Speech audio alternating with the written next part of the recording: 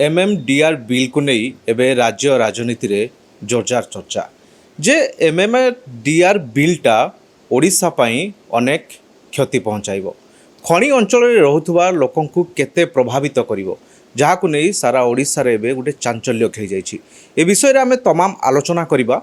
आज आम सहित अतिथि अछंती रविंद्रनाथ पाल ओडिशा हाईकोर्टर वरिष्ठ आईनजीवी अछंती, श्रीनिवास महांती अछंती वरिष्ठ आईनजीवी ओडिशा हाईकोर्ट, प्रदीप प्रधान सार अछंती आरटीआई एक्टिविटीज सार समस्त को स्वागत आम चैनल को आपन को आम प्रथम आलोचना करवा। श्रीनिवास सार अछंती तांको पाखरु सर जो अमेंडमेंट बिल होइछि एबे संसद रे पारित हेबा परे लोक मानक मध्य रे गोटे छनका पशि जाइछि जे ओडिशा पाई अनेक क्षति पहुँचाइबो।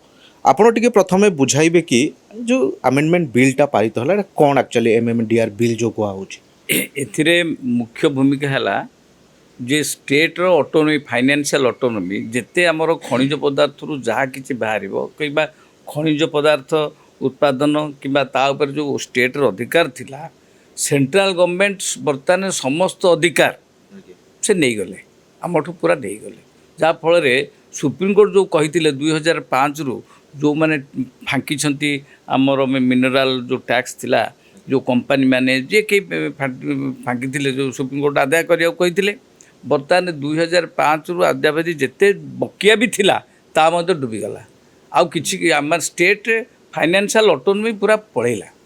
तेणु एटा अत्यंतिक माने माने अযৌক্তিक काम बर्तमान सेंट्रल गवर्नमेंट कले एटा केमिति कले सेटा बड़ आश्चर्य जोटा को सुप्रीम कोर्ट एटा को आग्रह कर दैछंती 2024 रे एटा आग्रह कर देथिले मार्डा वर्सेस जो Steel Authority of India SAIL जो केसटा होता से केस से आग्रह कराई ता सत्वे बर्तमान एटा लेजिस्लेट कर देलो बर्तमान एटा को कौन प्रकार या स्ट्राइक डाउन करिया पड़ो भीषण जन असंतोष जागृत है एटा करवाटा संपूर्ण अनुचित थिला।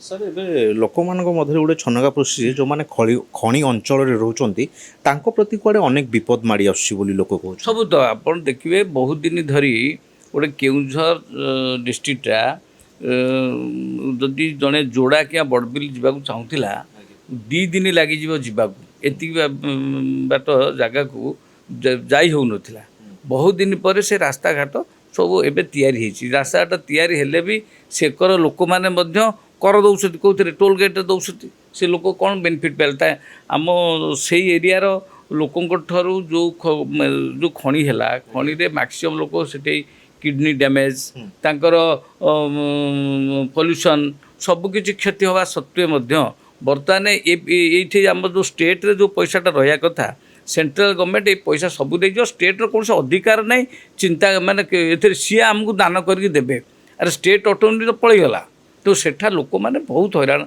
आगे होते एवं होती कहीं देखिए बर्तमान ये गवर्नमेंट जो आशा कराइला जो सबके विकास जो चिंताधारा थिला सबका साथ सबका विकास बर्तमान यहाँ कन्वर्ट करदे सबका साथ सबका विनाश यही प्रकार स्लोगान बर्तमान सबका विनाश बर्तमान हबार आसी जाइए ओडिशावासी मैंने चिंता करिया दरकार बर्तमान ये सरकार केते दूर आमको हितकर बर्तमान आउ स्टेट रे किछि नहीं सब स्मार्ट सिटी जेकोसी अनुदान थिला सब कटिगलानी एरा कौन तांकर की प्रकार बुद्धि बर्तमान आसूची ये स्टेट को कहीं बर्तमान डबल इंजिन सरकार डबल भाव में आघात चल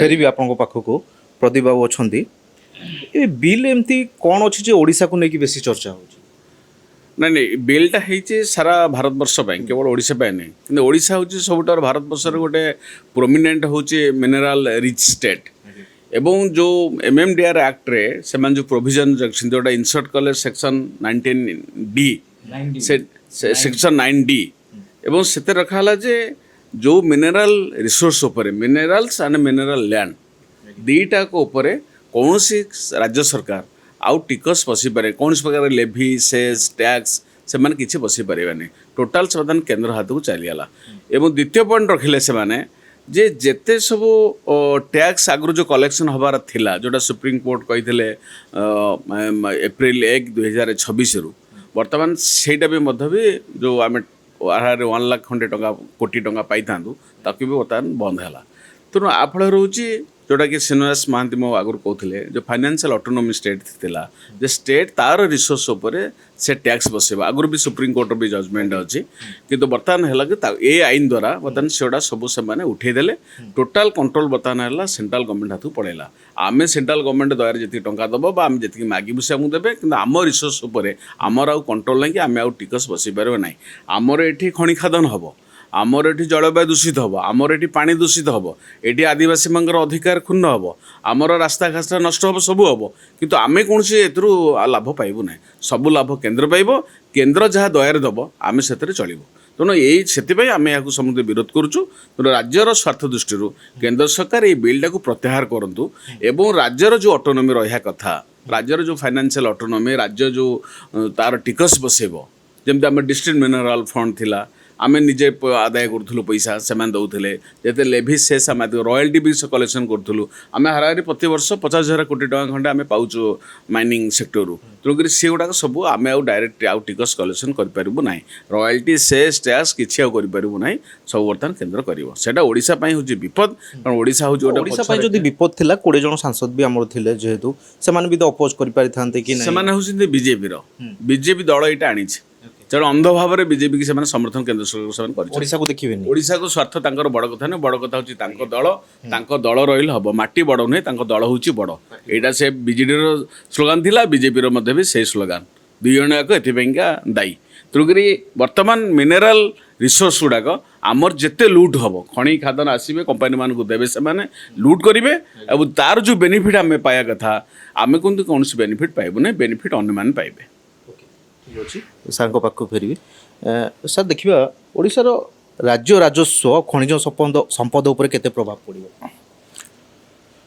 ଖଣିଜ ସମ୍ପଦ ଉପରେ ପ୍ରଭାବ ତ 100% ପଡ଼ିବ।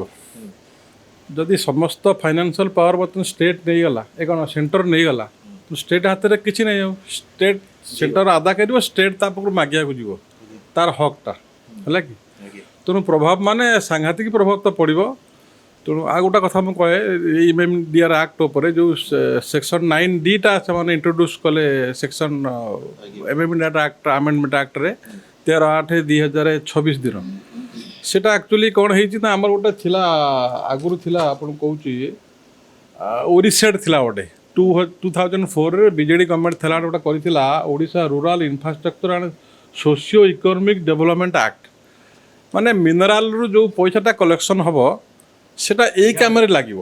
গাঁ সেই মানে পেরিফেরি গাঁরে যে আপনার তাঁর হেলথ এজুকেশন বিভিন্ন কামে লাগিব এবং সেই টিকসটা বহুত কোম্পানি দেই নথিলে, যাহাপাইকি বহুত দিন বাকবিতণ্ডা পরে সেটা হাইকোর্টরু সুপ্রিমকোর্ট যাইছিলা। সুপ্রিমকোর্ট লাস্টକୁ 2024ରେ କହିଲେ, ଅଗଷ୍ଟ 2024ରେ କହିଲେ ଯେ ଯେତିକି ପଇସା ବର୍ତ୍ତମାନ 1 ଲକ୍ଷ କୋଟି ଟଙ୍କା ସରକାର ପାଇବାର ଥିଲା, ଓଡ଼ିଶା ସରକାର କାହାଠାରୁ? ମିନେରାଲ କମ୍ପାନୀମାନଙ୍କ ଠାରୁ।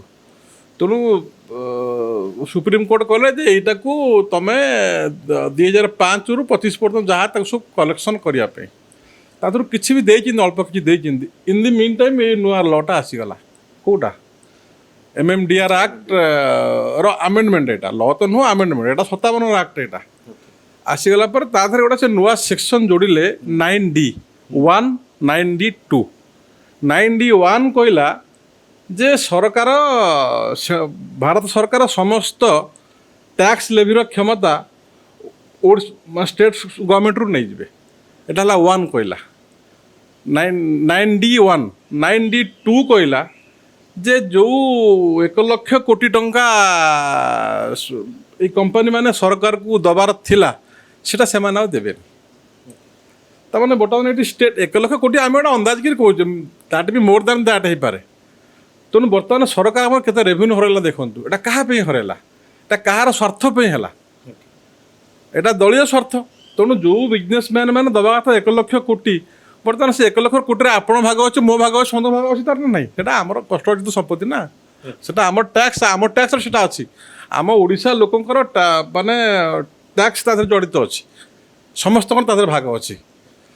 ତେଣୁ ଆମର ଦାବି ହେଉଛି ସେ MMDR ଆକ୍ଟ ଯେଉଁଟା ହେଇଛି 26 ଆମେଣ୍ଡମେଣ୍ଟଟାକୁ, ସେଟାକୁ ଇମିଡ଼ିଏଟ୍ ପ୍ରତ୍ୟାହାର କରି ତାକୁ ଆଉ ଟିକେ ମଡ଼ିଫାଇ କରନ୍ତୁ।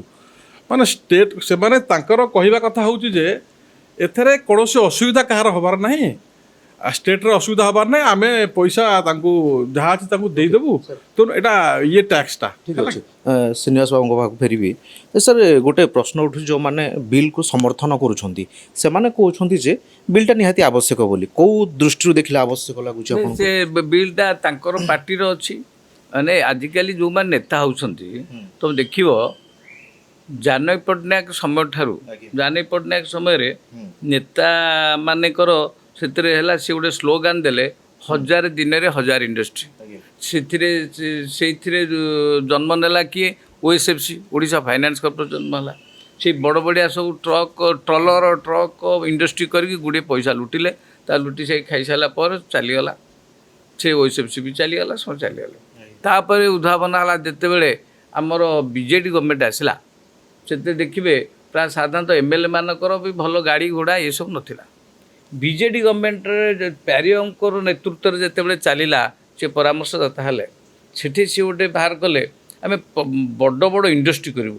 ବଡ଼ ବଡ଼ ଇଣ୍ଡଷ୍ଟ୍ରି ସବୁ ଲାର୍ଜ ସ୍କେଲ୍ ଇଣ୍ଡଷ୍ଟ୍ରି କରିବୁ, ମିଡ଼ିୟମ୍ ସ୍କେଲ୍ ଇଣ୍ଡଷ୍ଟ୍ରି, ଛୋଟ ଛୋଟ ଆଉ କରିବାରେ ବଡ଼ ବଡ଼। ଆଉ ବଡ଼ ବଡ଼ ଯେଉଁ ଇଣ୍ଡଷ୍ଟ୍ରି ହେବ ତାକୁ କେମିତି କରାଯାଏ? ସିଙ୍ଗିଲ୍ ୱିଣ୍ଡୋ ପ୍ରଣାଳୀରେ ଆରମ୍ଭ କଲେ। ପ୍ରଣାଳୀ ଆରମ୍ଭ କଲା ପରେ ବିଭିନ୍ନ ଚାରିଆଡ଼ୁ ପ୍ରଚାର କରିକି ବଡ଼ ବଡ଼ ଇଣ୍ଡଷ୍ଟ୍ରିଆଲିଷ୍ଟ ଓଡ଼ିଶାକୁ ସୁଅ ଛୁଟିଲେ। ସୁଅ ଛୁଟିଲା ଫଳରେ ଗୋଟେ ସେ କହିଲେ ଯେଉଁ ସିଙ୍ଗିଲ୍ ୱିଣ୍ଡୋ, ଏ ସିଙ୍ଗିଲ୍ ୱିଣ୍ଡୋର ଅପରେଟ୍ କେଉଁଠି ହେବ ନା ଇଡ୍କୋ କରିବ। ଇଡ୍କୋ ପାଣି ଦେବ, ଇଡ୍କୋ ଜାଗା ଦେବ, ଇଡ୍କୋ ଇଲେକ୍ଟ୍ରିସିଟି ଦେବ, ଏଇଭଳି କରିକି ରେଲୱେ ଲାଇନ୍ ଦେବ, ସବୁ କଥା କରି ଭଲ ଇନଫ୍ରାଷ୍ଟ୍ରକ୍ଚର ହେବ। ଇଣ୍ଡଷ୍ଟ୍ରି ପଳେଇ ଆସିଲେ। ସେତିକି ବେଳେ କ'ଣ ଆରମ୍ଭ ହେଲା, ଆଙ୍କର ପଇସା କଲେ। ଯେଉଁ ଇଣ୍ଡଷ୍ଟ୍ରି ଆସିଲେ ବର୍ତ୍ତମାନ 10,000 କୋଟି, 9,000 କୋଟି, 15,000 କୋଟି, ଏଇ ଟାଇପ୍ର ବଡ଼ ବଡ଼ ଇଣ୍ଡଷ୍ଟ୍ରିଆଲିଷ୍ଟ ସବୁ ଆସିଲେ, ଲୋନ୍ ନେଇକି ସବୁ ଆସିଲେ। ଆସିଲା ଫଳରେ ମାନେ ପାର୍ଟିକି ଦେବେ ଆଗ ପଇସା, ପ୍ୟାରିୟଙ୍କ ପାଖରେ ଥୋଇଲେ।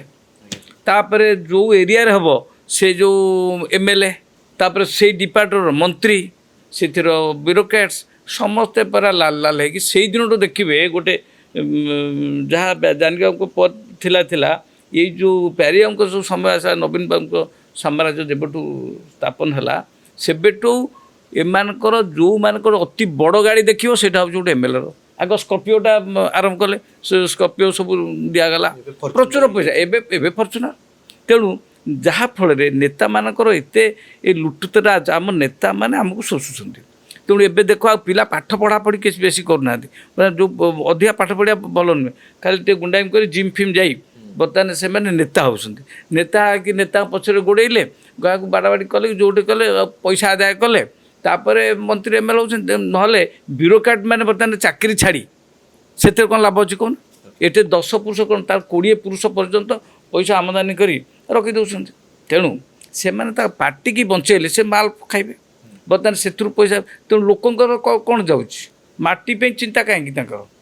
ମାଟି ପାଇଁ ଚିନ୍ତା ନାହିଁ, ତାଙ୍କ ନିଜ ଚିନ୍ତାରେ କରି ସେ ପାର୍ଟିକି ଯେତେବେଳେ ସହଯୋଗ କରିବେ ସେ ପଇସା ମାରିବେ। ଆଉ ଅଛି ପ୍ରଦୀପ ବାବୁଙ୍କୁ ଆସିବା। ଶେଷ ପ୍ରଶ୍ନ ପଚାରିବି ସାର୍ ଆପଣଙ୍କୁ, ଯେ କେନ୍ଦ୍ର ଓ ରାଜ୍ୟର ଅଧିକାର ସନ୍ତୁଳନକୁ କେତେ ପ୍ରଭାବିତ କରିବେ ବିଲ୍? ଶୁଣନ୍ତୁ, ସଦାବେଳେ ଆମର ସିଷ୍ଟମଟା ହେଉଛି ଗୋଟେ ଫେଡେରାଲ ସିଷ୍ଟମ।